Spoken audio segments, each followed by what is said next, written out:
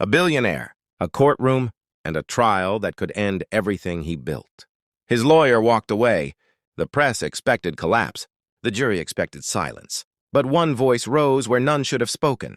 A voice from the gallery, the voice of his maid. She was not trained in law. She was not expected to stand. But when everyone abandoned him, she did not.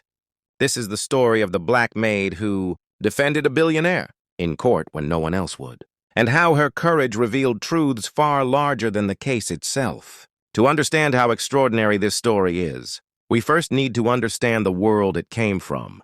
The billionaire at the center of this trial was not a man without enemies. He had built a vast empire in real estate, technology investments, and finance.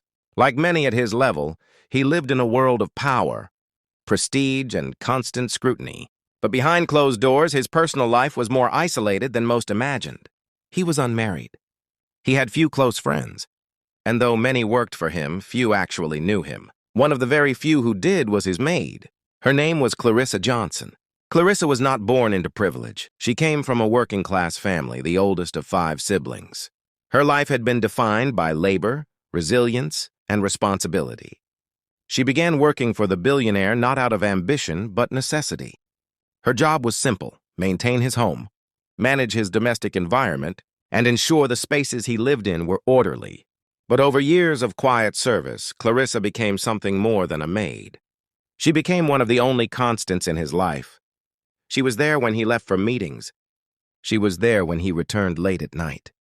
And though few noticed, she became one of the few people who spoke to him like a person, not just a powerful man. That relationship, built not on contracts or wealth, but trust and daily presence, would later matter in ways no one could have predicted. The crisis came suddenly. The billionaire was accused of serious financial misconduct. The charges carried not just fines, but the possibility of prison. For the media, it was a story too large to ignore. For his enemies, it was an opportunity too perfect to waste. He hired the best legal team money could buy. At least that was the plan. But courtrooms are not simply about law. They are about loyalty, endurance, and sometimes betrayal. Because on the day that mattered most, his lawyer, the man sworn to defend him, abandoned him. It was the 3rd day of the trial. The courtroom was packed. Journalists filled every available seat. The jury watched with careful eyes. And the prosecution pressed forward with confidence. The billionaire's lawyer, a man known for his sharp tongue and expensive suits, rose to speak. But instead of addressing the court, he turned to his client. And then he walked away. The reason was never entirely clear. Some said the lawyer feared his reputation would be damaged by a losing case. Choice.